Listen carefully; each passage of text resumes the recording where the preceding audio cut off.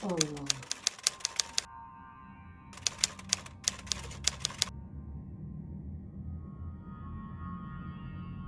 Assalamualaikum warahmatullahi wabarakatuh. Assalamualaikum warahmatullahi wabarakatuh. Mang Sukir.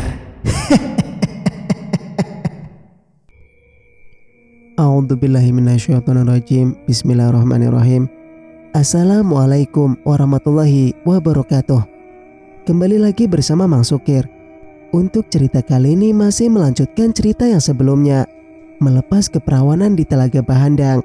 Cerita ini ditulis oleh Elyasmin Rumi. Bagi teman-teman yang ingin membacanya secara langsung, bisa langsung kunjungi link yang saya sudah sertakan ada di deskripsi. Oh iya, sebelum masuk ke lanjut cerita, bagi teman-teman yang belum subscribe, silakan subscribe channel ini agar teman-teman tidak ketinggalan cerita-cerita dari Mang Sukir. Dan tak usah berlama-lama, langsung saja kita ke ceritanya. Selamat mendengarkan. Puas menghamburkan air mata, Raka Balu menguraikan pelukan. Ibu, aku akan ke Telaga Bahandang sekarang. Ibu tenangkan dan temani Danum setelah dia sadar nanti, pinta Raka Balu kepada ibunya. Ruknila menautkan alis. Ke Telaga Bahandang? Kenapa? Tanyanya heran. Suasana masih berkabung, tak seharusnya Raka Balu pergi jauh. Raka Balu melirik ibunya dan Arya bergantian. Kilatan matanya menandai keresahan yang teramat. Kalau di sana, Ibu. Aku sengaja membawanya ke sana karena tidak tega bila harus memasukkannya ke ruang penyiksaan. Ruknila terkejut pun dengan Arya. Sejurus kemudian, Ruknila paham dan mengecam tindakan anaknya adalah benar. Sebab ruang penyiksaan bukanlah tempat untuk Kalawa, sekalipun ia berbuat salah. Lagi pula, Ruknila merasa bersalah karena dirinya yang terlalu gegabah tempo hari. Pergilah, Raka Balu.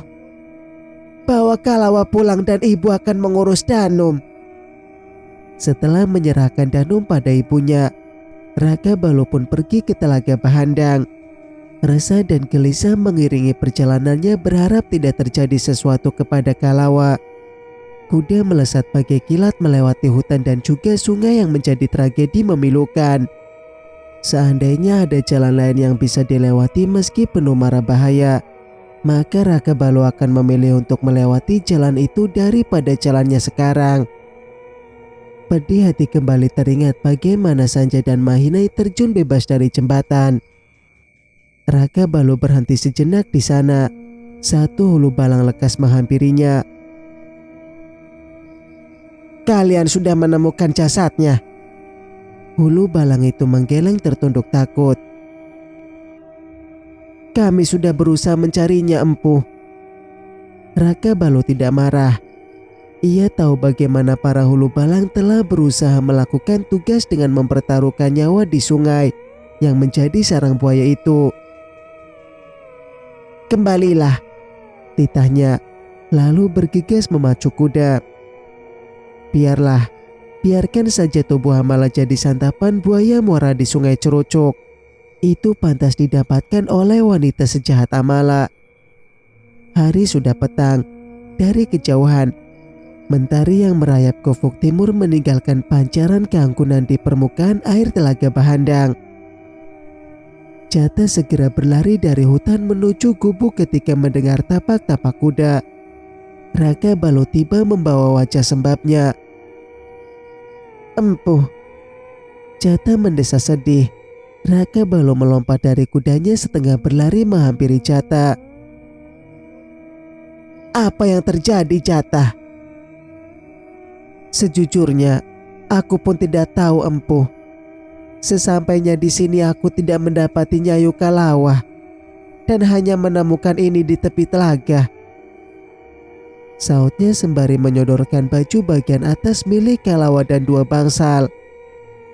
Raka Balu lekas meraih dua benda itu, mengamati dan mulai menduga-duga. Aku sudah mencari Nyayu Kalawa kemana-mana, tapi sampai kini belum menemukannya.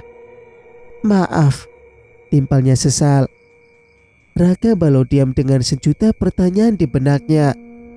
Kepanikan pun semakin kentara di wajahnya.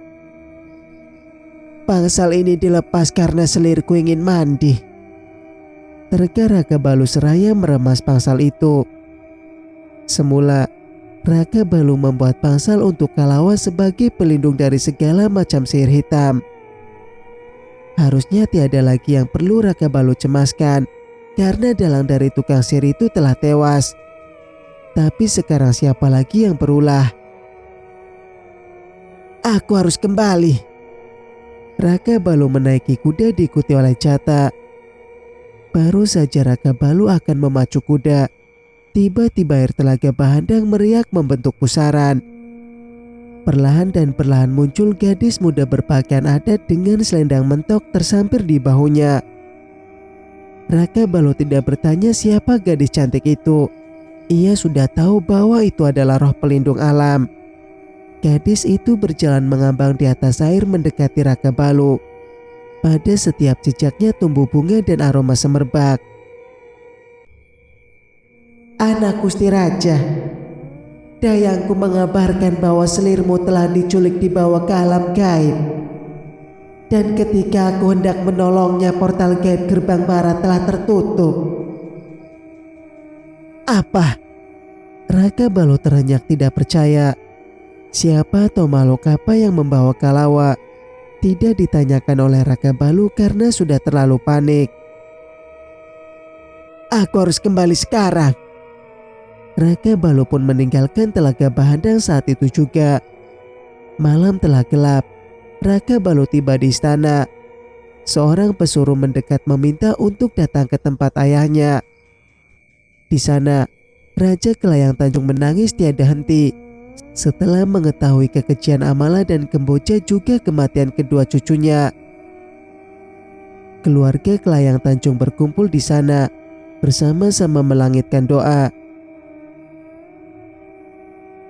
Aku ingin Kemboja dipenggal, tita Raja Kelayang Tanjung dengan seluruh amarahnya.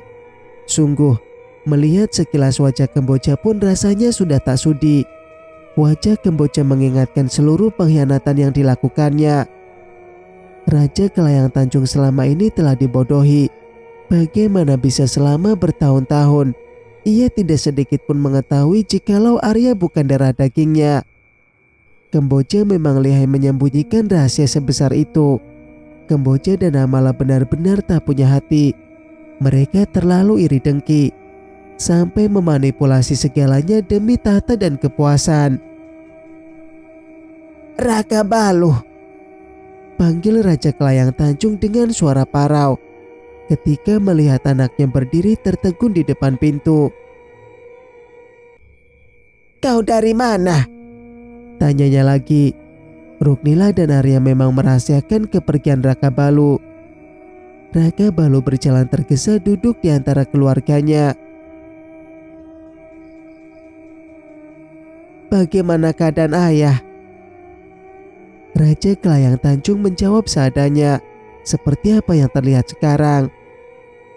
Raka Balu pun mendekati Danum yang juga ada di sana, memeluk dengan erat berusaha memberikan dukungan dan sedikit semangat. Jangan terlalu larut dalam kesedihan, Dinda, bisiknya lembut. Raka Balu meminta Danum supaya jangan bersedih. Padahal wajahnya kentara jelas sebuah kesedihan. Kemudian Ruknila bertanya kepada anaknya itu, kau tampak gelisah sekali tidak biasanya. Ada apa? Satu persatu Raka Balu memerhatikan wajah-wajah sedih di sana. Napasnya pun tersentak kasar. Kalawa diculik dan dibawa ke alam gaib. Raka Balu berpindah menghadap kakeknya. Datuk, apa ada cara membuka portal gaib menuju gerbang barat? Aku harus membawa Kalawa kembali secepatnya. Semua orang saling menoleh dengan seraut terkejut. Tidak mudah membuka portal gaib menuju gerbang barat. Jika sudah membukanya berarti kita sudah mengibarkan bendera permusuhan dengan mereka. Dan jika sudah seperti itu, kau tidak bisa pergi sendirian, Raka Balu. Raka Balu tidak menggubris bahaya yang terang-terangan diucapkan kakeknya. Aku tidak peduli, Datuk. Aku harus segera membawa Kalawa kembali. Tegasnya tak gentar dan takut sedikit pun. Tenanglah Kanda. Jangan terlalu panik seperti ini. Danum yang ada di sana sedikit melayangkan protes melalui nada bicaranya. Bagaimana aku tidak panik? Kalawa dibawa ke alam gaib. Aku cemas dan takut karena Kalawa sedang mengandung sekarang, Dinda. Semua orang kembali terkejut, terlebih Danum. Kini, tidak hanya Raka Balu yang resah, nyaris semua orang di sana merasa gamang setelah tahu Kalawa dibawa ke alam gaib dalam keadaan hamil. Danum tercekat, sebentuk perih bersarang di hati manakala Kalawa sedang mengandung di saat dirinya baru kehilangan Sanjay dan calon anak kedua. Kenapa Kanda sampai hati melakukan ini? Gumamnya lirih nyaris tak terdengar. Raka Balu menoleh, alisnya menyatu. Dalam hal ini tidak perlu ada yang Danum salahkan. Tidak perlu ada yang merasa terzolimi karena semua yang terjadi memang sudah suratan. Lagi pula, Kalawa mengandung jauh sebelum tragedi memilukan ini terjadi. Datuk, buka portal gaib itu. Aku harus segera membawa Kalawa kembali. Pintar Raka Balu. Ia pun tidak punya waktu untuk membahas hati Danum yang sedang bermasalah. Ruknila beringsut memberikan usapan di punggung agar anaknya itu jangan terlalu panik. Bagaimanapun, ketenangan dan fokus adalah kunci utama sebuah keberhasilan. Hayang memejamkan mata memanggil roh leluhur untuk membantunya membuka portal gaib menuju gerbang barat. Sair magis berdengung di ruang itu. Detik berikutnya, tampak sosok lelaki usur dengan janggut putih sebatas dada berdiri di depan Raka Balu. Semuanya menangkupkan tangan memberi salam pada roh leluhur itu. Portal gaib gerbang barat sudah terbuka. Roh itu memberikan 3 helai daun rukam pada Raka Balu sembari kembali berujar. Setiap daun ada masa untukmu. Daun akan hilang setiap waktu. Maka pergilah dan kembali sebelum fajar menyingsing. Setelahnya, roh itu perlahan hilang bersama kesiur angin. Sejurus itu, langit-langit kamar tiba-tiba membentuk pusaran hitam yang mana portal gaib menuju gerbang barat telah terbuka. Keadaan menegang. Seandainya bisa memilih, maka Ruknila akan meminta Raka Balu agar jangan pergi. Tetapi kalau adalah istri anaknya dan sudah pasti butuh pertolongan. Apa tidak ada cara lain, Kanda? Bukankah kita bisa meminta Bomoh untuk melakukan ritual menarik Kalawa kembali? Untuk kesekian kali Danum merasa keberatan atas tindakan suaminya. Sebelum Raka Balu menyahut, Raja Kelayang Tanjung lebih dulu mewakilkan ucapannya. Raka Balu adalah anakku, Danum. Dia tidak akan takut dengan apapun dan pasti akan kembali dengan selamat membawa Kalawa. Danum bungkam. Aku akan ikut. Arya yang ada di sana sontak berdiri menawarkan bantuan. Jangan. Kau tunggu di sini saja. Tolak Raka Balu. Bukan apa-apa. Ia tidak ingin lagi membahayakan Arya. Waktu terus berjalan dan Raka Balu tidak ingin ada perdebatan lagi. Ia meraih mandaunya, lalu terseret masuk ke dalam pusaran dan hilang begitu saja. Raka Balu, desa Ruknila. Jauh Raka Balu terseret menembus gerbang barat. Ia meninggalkan dunia gemerlap terang dan kini berada di tempat suram, gelap serta berbau anyir. Keadaan di sana juga gersang dengan pepohonan yang telah mati di antara bebatuan hitam legam. Setelah beratus meter berjalan, Raka Balu dihadapkan pada sebuah rumah panggung khas Melayu yang atap serta dindingnya terbuat dari kulit dan rambut manusia. Raka Balu mendekat penuh kehati-hatian. Di sana tampak lengang, tapi siapa yang tahu banyak bahaya yang mengintai dari segala penjuru. Ia berjalan waspada dengan mandau yang senantiasa terikat di pinggangnya. Tangga papan itu langsung berderit ketika dipijak. Raka Balu harus teliti dan hati-hati. Sebisanya meminimalisir pertarungan karena dirinya tidak ingin Kalawa yang sedang mengandung jadi terluka. Pintu itu didorongnya pelan. Sedikit celah menampakkan suasana di ruangan yang temaram itu. Sungguh, mata Raka Balu melebar ketika seluruh pandangannya ke arah wanita yang terbaring di atas tilam. Hanya berbalut kain cual sebatas dada sampai lutut. Itu istrinya, Kalawa. Ada sulur-sulur berduri yang keluar dari buhur itu, meliuk-liuk menggerayami tubuh Kalawa. Raka Balu tidak tinggal diam. Hendak diterobosnya pintu itu, tetapi mendadak sesosok makhluk tanpa mendekat. "Janda api," desisnya. "Zat kumilang tanpa sangkan. Kumilang tanpa enggon liap ilang salin raga." Sontak Raka Balu merapal ajian Panglimunan untuk berkamuflase agar keberadaannya tidak diketahui janda api. Makhluk serupa wanita dengan rambut api itu melewati Raka Balu begitu saja. Satu makhluk pergi tanpa harus menimbulkan pertarungan. Raka Balu lega. Tidak, karena daun rukam yang ada di genggamannya telah berkurang satu dan artinya waktu Raka Balu tak banyak tersisa. Setelah janda api menjauh, diterobosnya masuk rumah itu.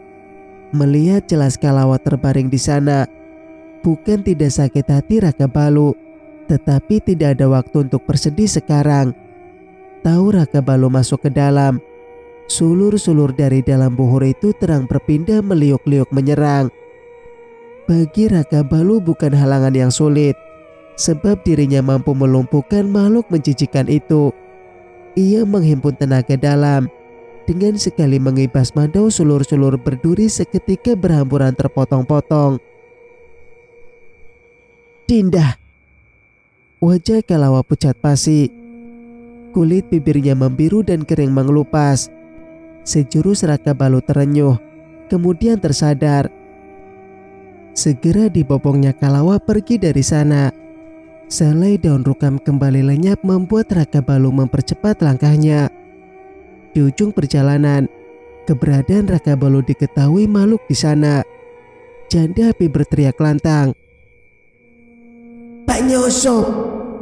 Ia mengejar Raka Balu dengan langkah besar. Berpacu dengan waktu tidak memungkinkan Raka Balu berhenti untuk melawan.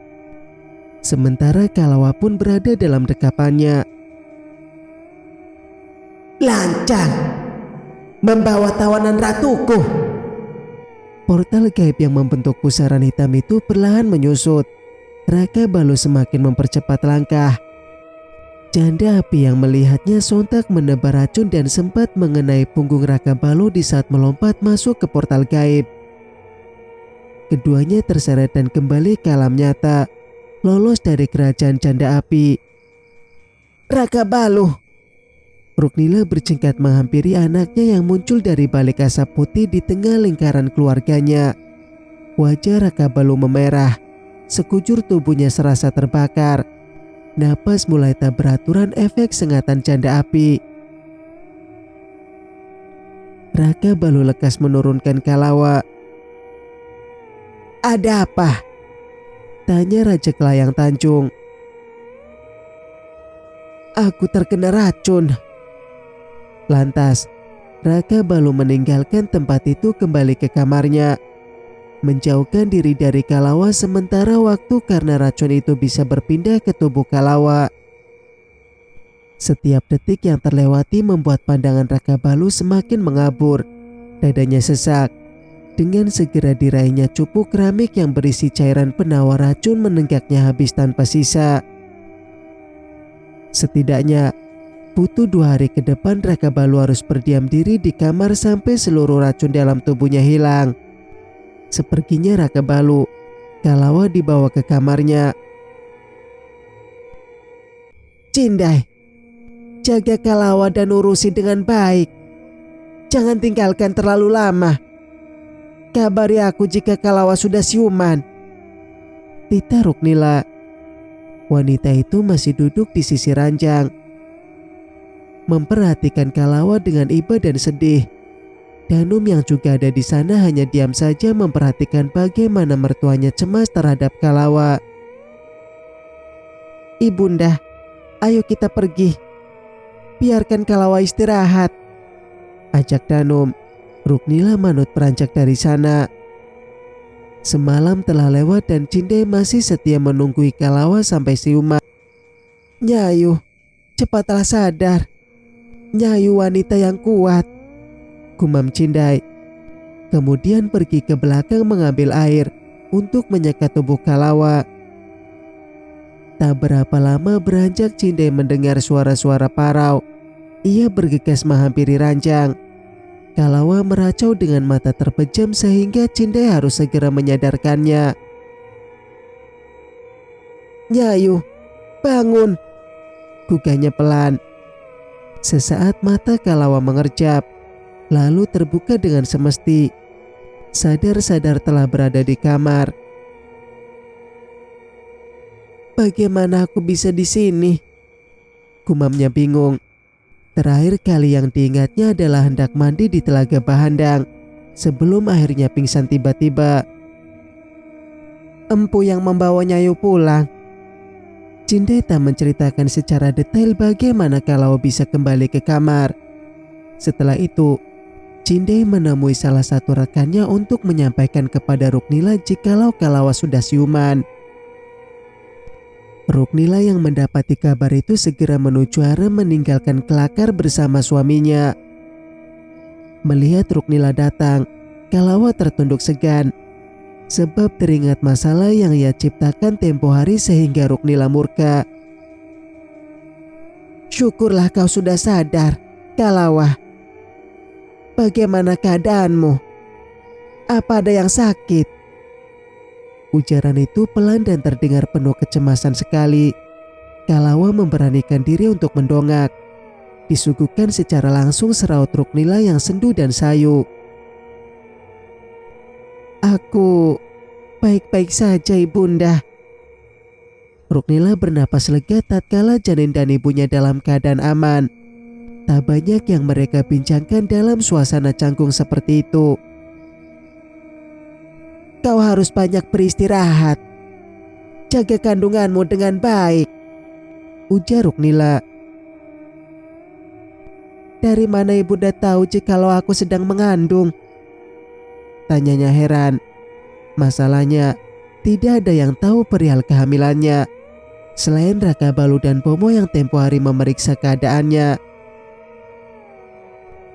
"Raka Balu sendiri yang memberitahu," jawab Ruknila seraya mengakhiri pembicaraan. Kalawa hanya manggut, hatinya meruntuk. Di saat Raka Balu meminta Kalawa untuk merahasiakan tentang kehamilan, malah dirinya sendiri yang memberitahu.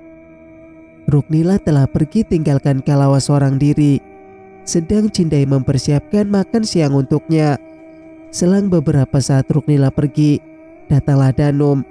Wajahnya terlihat suram dan muram. Tidak biasanya Danum seperti itu. "Bagaimana keadaanmu, Kalawa?" tanyanya. Kalawa menyahut apa adanya seperti sahutannya kepada Ruknila. Setelah itu, Danum bergeming memperhatikan Kalawa. "Ada apa, Nyayu?" Jujur saja, Kalawa merasa tak nyaman dengan tatapan itu. "Dayang," panggilnya pada salah satu dayang yang mengikuti sejak tadi. Dayang itu maju sembari memberikan gulungan bambu dengan beberapa tulisan di dalamnya. Danum meraihnya dan memberikan pula pada Kalawa. Dengan heran Kalawa membuka gulungan itu dan membaca isinya. "Apa ini, Nyayu?" Danum mendelik. Untuk apa Kalawa pintar membaca jika sekalimat di dalam gulungan itu saja tidak mengerti? "Haruskah aku menjelaskannya, Kalawa?" Sindiran itu amat telak membuat Kalawa sembari mengeja tulisan di sana dengan seksama. Setelah membacanya berulang, barulah Kalawa sadar akan titamu telak di dalamnya. Matanya memanas, tangannya meremas kuat gulungan itu. Bagaimana tidak, perintah di dalamnya perihal keinginan Danum yang akan menjadi ibu bagi bayi yang akan Kalawa lahirkan nanti. "Kenapa harus begitu, Nyayu? Bukankah Nyayu sudah memiliki Sanja dan sekarang pun sedang mengandung?" Kalawa protes. Sebagai seorang ibu, mana tega memberikan buah hatinya kepada orang lain. Tiba-tiba Danum tergelak bersamaan dengan air mata yang meleleh dari sudut matanya. "Belum adakah yang menceritakan kejadian gila di istana ini? Baiklah, aku akan memberitahumu. Amahla adalah dalang dari segala kekacauan di sini. Dia ketahuan oleh Raka Balu dan melarikan diri. Sialnya, membawa anakku dan kau tahu." Air mata Danum kini mengucur dengan derasnya mengingat kejadian pilu itu. Sanja dan Mahinai tiada setelah didorongnya dari jembatan. Dan dia sendiri bunuh diri dengan ikut melompat ke sungai. Suara Danum bergetar, tercekat. Sementara Kalawa sok mendengarnya sampai tak bisa berkata. Matanya pun ikut berkaca-kaca. "Jadi, sesuai dengan peraturan yang ada bahwa kau harus memberikan anakmu kepadaku. Karena kau adalah selir yang berasal dari bawahanku. Kau pelayan setiaku." Kalawa kembali terhenyak. Apa yang ditakutkannya selama ini nyata terjadi. Akan tetapi, ia yakin bahwa Raka Balu tidak akan membiarkan Danum bertindak semaunya lagi, apalagi mengambil bayinya. "Tidak mungkin. Ini anakku, Nyayu. Aku yang mengandung dan melahirkannya. Lagi pula, Kanda tidak akan setuju dengan peraturan tak masuk akal itu," kecam Kalawa.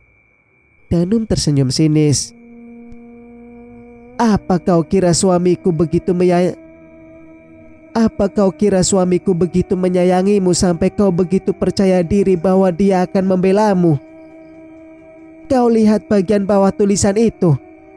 Kau kira siapa yang memberikan cap jarinya untuk menyetujui keinginanku, jika bukan Kanda? Kalau kau menganggapku mengada-ngada, silakan tanyakan langsung pada Kanda. Tatapan Kalawa berpindah ke gulungan bambu, yang mana tertera tinta dari cap jempol besar di ujung tulisan memang milik Raka Balu. Ini... Segala-galanya rasa tercekat. Kalawa tidak menyangka bila Raka Balu menyetujui begitu saja. Baru saja siuman Kalawa harus menerima peri yang menghujam hatinya bertubi. Danum mendongak-pongah. Sebagai wanita yang sudah pernah menjadi seorang ibu, tidak sedikit pun ada rasa iba dalam diri Danum. Tidak pula memikirkan bagaimana perasaan Kalawa. Raka Balu pun turut andil dalam setiap kesedihan yang Kalawa rasakan sekarang. "Tapi ini anakku, Nyayu." Bagaimanapun, Kalawa tidak akan rela memberikan anaknya kepada Danum hanya karena wanita itu baru saja kehilangan anaknya. "Tapi kau tidak bisa membantah perintahku," Danum bersikukuh. "Jika kematian anak Nyayu sebagai alasan untuk mengambil anakku, rasanya kurang masuk akal. Bukankah Nyayu bisa hamil lagi, memberikan Kanda keturunan sebanyak yang Nyayu mau? Aku tidak bisa memberikan anakku."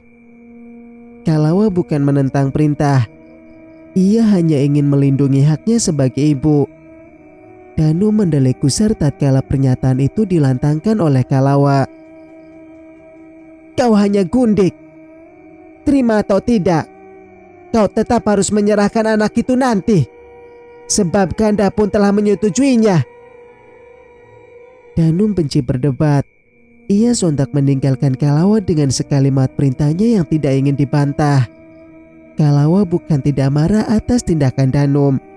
Ia masih berusaha meredam rasa itu karena tidak ingin terjadi keributan. Menyedihkan ketika Raka Balu tak menjenguknya sampai detik ini. Kalawa tidak tahu jika suaminya itu sedang berkelut dengan rasa sepi dan sedih.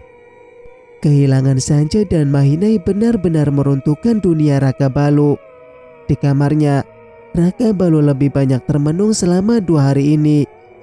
Menghabiskan setiap detik untuk meratapi kematian anaknya. Rindu itu mengusik malam panjang Raka Balu.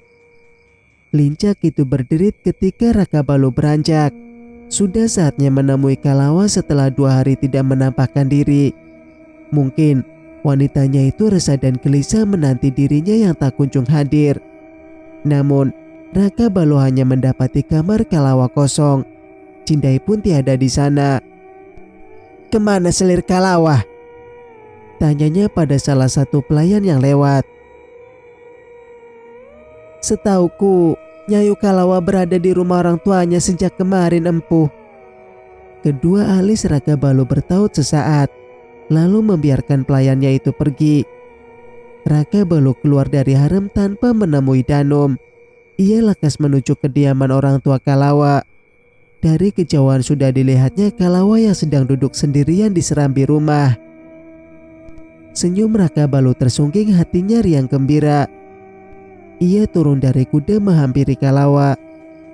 Tapi istrinya itu melengos membuang muka, pudarlah senyum Raka Balu. Inikah sambutan terhangat untuknya? Dinda, diraihnya dagu Kalawa agar kembali memandangnya. Justru Kalawa menepis tangan Raka Balu. Ada apa? Dinda marah kepada Kanda? Kalawa kian jengkel. Jelas dirinya marah setelah Raka Balu menyetujui begitu saja keinginan Danum. Hanya malas bicara saja. Kalawa tanpa meracuk masuk ke rumah tanpa peduli dengan Raka Balu. Dinda, tunggu. Raka Balu mencegat langkah Kalawa tepat di depan pintu.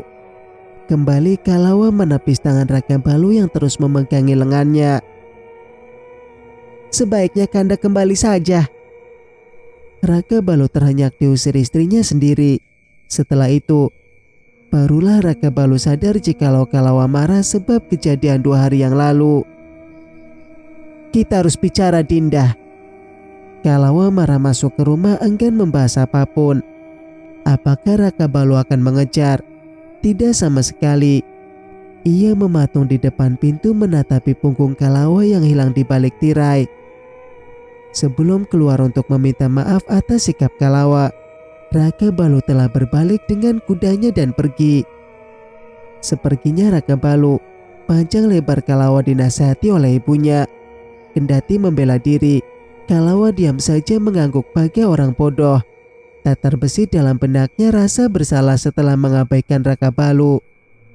Suaminya itu pun tidak merasa kecewa karena Raka Balu menganggap wajar kemarahan Kalawa. Kuda berbelok. Raka Balu mengambil jalan pintas karena enggan melewati pasar.